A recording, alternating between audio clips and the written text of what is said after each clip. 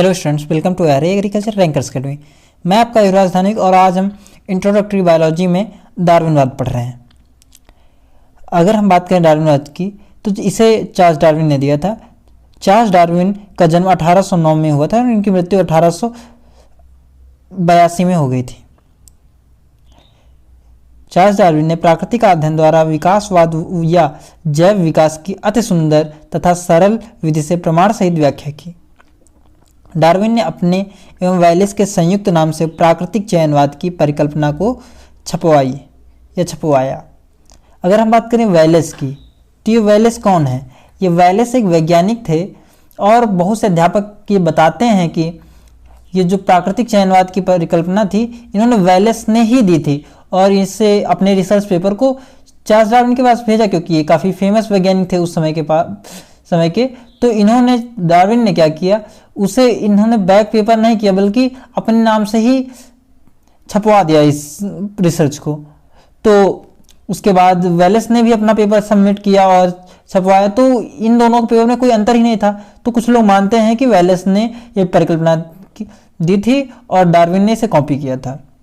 आगे बात करें, विश्व भ्रमण तथा प्रकृति का अध्ययन करने के बाद 1859 में डार्विन ने प्राकृतिक वर्णन द्वारा जीव जातियों के विकास origin of species by natural selection नामक पुस्तक प्रकाशित की।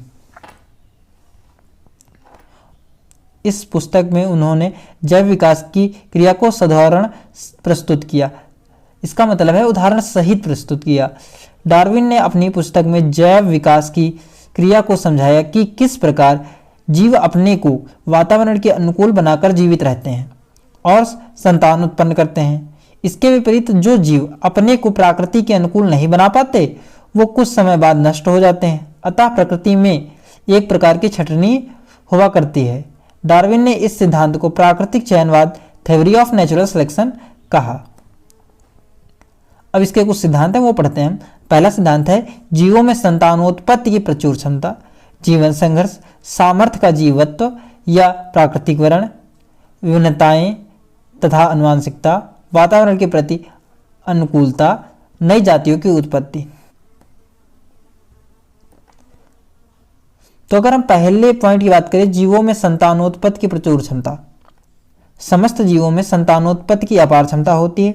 जैसे एक सीपी प्रतिवर्ष 6 करोड़ अंडे देती है। मादा एक्रीस अपने जीवन काल में 2.7 करोड़ से अधिक अंडे देती है। ओस्टर में एक मादा एक जनन काल में 10 लाख अंडे देती है। इतनी बड़ी संख्या में संतानोत्पत्ति के बाद भी प्रत्येक जाति की आबादी लगभग स्थिर रहती है, क्योंकि और बहुत से जीवों की बहुत सी संतानें वयस्क बनने या उससे पूर्व किसी कारण से नष्ट हो जाती हैं और विभिन्न जीवों की संख्या में रहता है।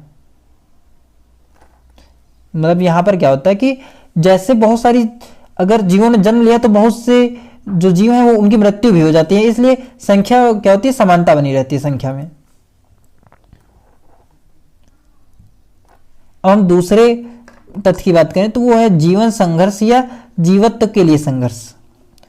प्रत्येक जीव को अपनी आवश्यकताओं की आपूर्ति के लिए दूसरे जीवों से संघर्ष करना होता है। यह जीवन संघर्ष प्रत्येक जीव की भ्रूणावस्था से आरंभ होकर जीवन पर्यंत चलता रहता है।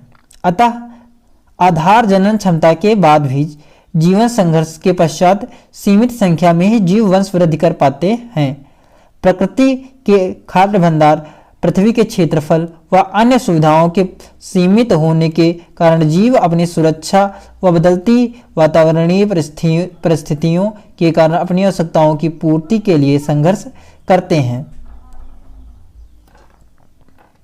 अगर हम संघर्ष की बात करें, जीवन संघर्ष, तो वो 3 प्रकार का होता है। पहला होता है सजातीय जीवन संघर्ष यानी इंट्रा स्पेसिफिक जीवन संघर्ष। ये समान आवश्यकताओं के कारण एक ही जाति के जीवों में मुख्यतः भोजन की प्राप्ति, उपयुक्त वासस्थान व लैंगिक प्रजनन के लिए समांग साथी यानी मेटिंग पार्टनर के चयन के लिए पारस्परिक भीषण संघर्ष होता है। अब अगर हम बात करें तो दूसरा जो होता है, ये हमारे यहाँ पर प्रिंटिंग मिस्टेक है, इसे ऐसे कट कर देंगे हम। जो दूसरा संघर्ष है वो है इंटर स्पेसिफिक यानी अंतराजातीय संघर्ष। अलग अलग जीव जाति में जीवन की आवश्यकताओं की पूर्ति व सुरक्षा के लिए परस्पर संघर्ष होता रहता है। अगर हम तीसरे संघर्ष की बात करें तो वह है वातावरणीय जीवन संघर्ष, इन्वायरमेंटल स्ट्रगल। विभिन्न वातावरणीय दशाओं जैसे सूखा, बाढ़, तीव्र वेग, वायु वेग, अत्यधिक गर्मी व सर्दी आदि में सुरक्षित रहने के लिए जीवों में जीवन संघर्ष होता रहता है। आगे है विभिन्नताएं एवं आनुवंशिकता यानी वेरिएशन एंड हेरिडिटी। एक ही माता पिता की संतानें केवल जुड़वा बच्चों आइडेंटिकल ट्विंस को छोड़कर आपस में समान नहीं होती हैं। उनके रंग, रूप, आकार, अंगों की संरचना, कार्यकी में भिन्नता यानी भिन्नता दिखाई देती है। ये सभी विभिन्नताएं इन्हें अपने माता पिता से वंशानुगत रूप में मिलती हैं। कुछ भिन्नताएं जीव विकास के लिए लाभदायक तथा कुछ हानिकारक होती हैं। धीरे धीरे लाभदायक विशेषताएं स्थायी होकर संतानों में चली जाती हैं, जिससे नई जातियों की उत्पत्ति होती है। योग्यता और उत्तरजीविता, सर्वाइवल ऑफ फिटेस्ट। डार्विन के अनुसार जीवन संघर्ष में वही जीव सफल होते हैं जिनकी रचना उनके पर्यावरण में सफलतापूर्वक रहने के अनुरूप होती है। अधिक सफल जीवन व्यतीत करने के लिए जीव योग्यतम यानी फिटेस्ट कहलाते हैं। ये स्वस्थ संतान उत्पन्न करके वंश या जाति को चलाने में अधिकतम योगदान देते हैं। इसी को डार्विन ने प्राकृतिक चयनवाद कहा।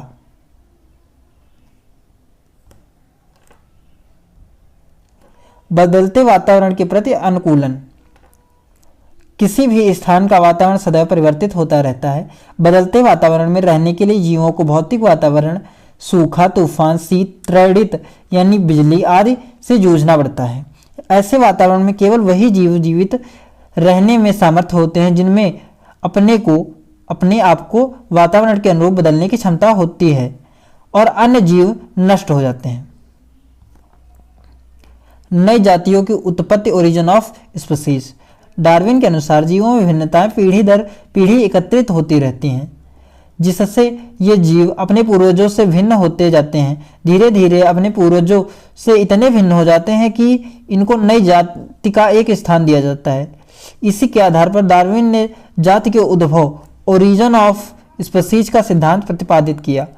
उदाहरण के लिए शेर, चीता तथा तेंदुआ आदि स्वभाव एवं संरचना में एक दूसरे से काफी मिलते जुलते हैं। ये मांसाहारी हैं और इनकी उंगलियों पर नुकीले नखर यानी नखून होते हैं।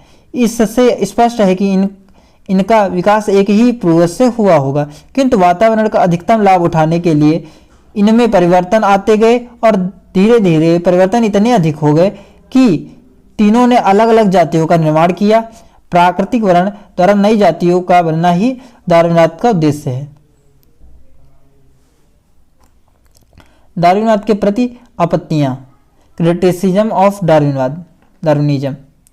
नेचुरल सिलेक्शन थ्योरी की विचारधारा को अधिक तर्कसंगत व जैव विकास की प्रामाणिकता प्रस्तुत करने का सफल व प्रभावी ढंग माना और इसका पूर्णतः समर्थन किया, किंतु कुछ ही समय पश्चात इसकी आलोचना आरंभ हुई और अनेक ऐसी त्रुटियां दर्शाई गई जिसकी रही व्याख्या स्वयं डार्विन भी नहीं कर पाए।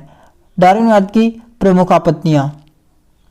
नंबर 1 की बात करें तो डार्विनवाद में जीवन संघर्ष में उत्पन्न सूक्ष्म परिवर्तनों को अधिक महत्व दिया गया। इन विशेष लक्षणों और परिवर्तनों का विकास होने से पूर्व की स्थिति में इनका कितना उपयोग या महत्व था, इसका विश्लेषण करने में यह वाद पूर्णतः असमर्थ रहा। दूसरा, डार्विनवाद में जनन व दैहिक कोशिकाओं की भिन्नताओं का असर नहीं दर्शाया गया। डार्विन अवशेषी अंग के संदर्भ में भी कोई प्रकाश डालने में पूर्णतः असमर्थ रहा, जबकि प्राणियों में अनेक अवशेषी अंग पाए जाते हैं। चौथा, डार्विनवाद अंगों के उपयोग अनुप्रयोग को पूर्णतः असमर्थ रहा। पांचवा, डार्विनवाद किसी भी पीढ़ी में जीन के परिवर्तनों के फलस्वरूप हुए आकस्मिक उत्परिवर्तन म्यूटेशन पर प्रकाश डालने में असमर्थ रहा।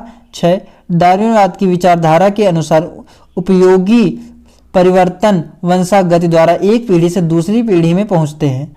ऐसा देखा गया है कि अनेक अनुपयोगी परिवर्तन भी वंशागति द्वारा एक पीढ़ी से दूसरी पीढ़ी में पहुंचते हैं।